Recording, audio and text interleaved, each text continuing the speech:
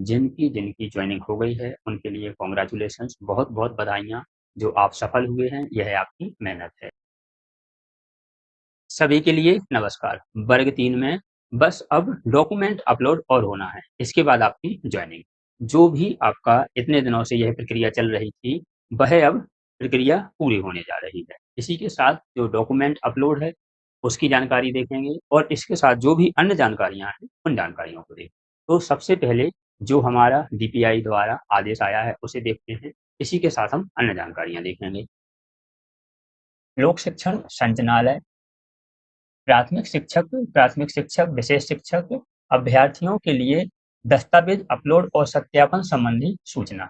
इसमें दस्तावेज अपलोड और सत्यापन संबंधी सूचना दी गई है, जिसमें पहले नंबर पर और दूसरे नंबर पर जो जानकारी दी गई है, हम उसे भी आगे देखेंगे।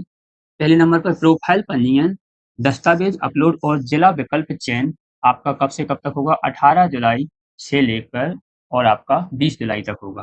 प्रोफाइल पंजीयन और दस्तावेज अपलोड, जिला विकल्प चयन आपको 18 जुलाई से 20 जुलाई तक होगा। दूसरे नंबर पर देखते हैं दस्तावेज सत्यापन। आपके दस्तावेज सत्यापन कब से कब तक होंगे?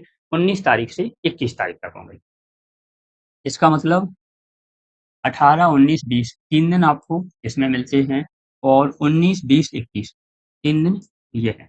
यह पूरे आपके दोनों प्रक्रिया के लिए 18 से 21 और 19 से 21 के लिए आप 3 दिन मिलते हैं। समय बहुत कम दिया गया है, इसलिए आपको समय सीमा के अंदर ही इन जो जो दोनों कार्यवाही है, इनको पूरा करना है। अब काउंसलिंग की समय सारणी निम्न अनुसार आपको दी गई है। अभ्यर्थियों को सूचित किया जाता है कि वे उक्त समय अवधि के भीतर ऑनलाइन पोर्टल पर प्रोफाइल पंजीयन और दस्तावेज अपलोड एवं जिला चयन की कार्यवाही पूर्ण करें।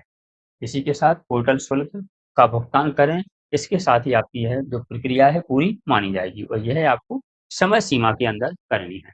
यदि आपने समय सीमा के अंदर यह प्रक्रिया पूरी नहीं की तो क्या होगा? तो आपके सामने यह समस्या आएँगी। सबसे पहले यह हम देखते हैं। 3 दिन में दस्तावेज अपलोड नहीं किए तो प्राइमरी टीचर भर्ती प्रक्रिया से बाहर हो जाएँगे।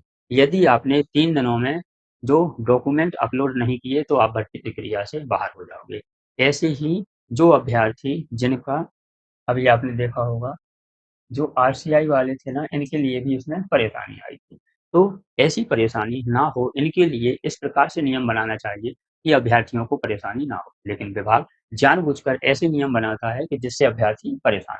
क्यों? क्योंकि यदि इसको और ज़्यादा समय दे देते, तो फिर अभ्यर्थियों को पता चल जाता है 3 दिन में यदि किसी अभ्यर्थी का स्वास्थ्य खराब हो जाता है, कहीं बाहर जाता है, इसमें थोड़ा और ज़्यादा दिन देना चाहिए। नेटवर्क प्रॉब्लम होती है, सर्वर डाउन होते हैं, बहुत सारी परेशानियों का सामना करना पड़ता है।